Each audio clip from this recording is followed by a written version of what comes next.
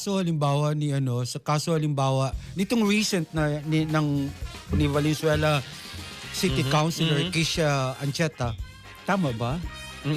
Ang sinasabi kasi ng RA 6713 ay hindi ka dapat mag-flaunt ng wealth kasi dapat meron kang simple living. Public officials and employees and their families. Hindi lang yung public official mismo, siya lead modest lives. Ano yung modest? Ito yung halos kaling tulad. Yeah. Ito tulad mo dun sa average citizen ng iyong nasakupan. Hindi mayamang-mayaman, hindi rin namang abang-aba.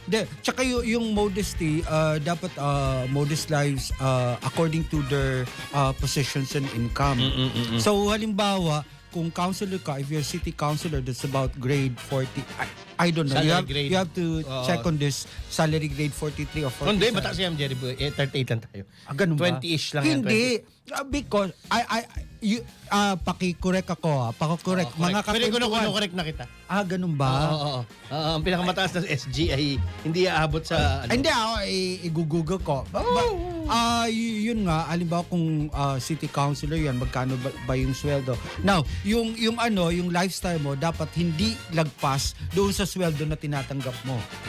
Parang ganyan. Yun yung ibig sabihin ng modesty. Kahit na mayroon ka ng wealth dati pa.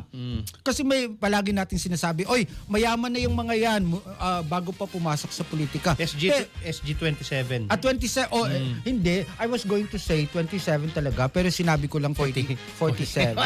Because nagkamali ako. Pagbigyan niya si Jerry. Padalos-dalos if it's 27, thereabouts could be 26, 27. Yeah. Kasi depende yata yan sa kung gaano kayaman ng isang syudad. Highly urbanized, SG 27, 131,000 to 146,000. Component city, SG 25 to 27. So may mga ganun. No, pagka ang munisipyo ay fifth class municipality, meron din nung katumbas na salary. Hindi.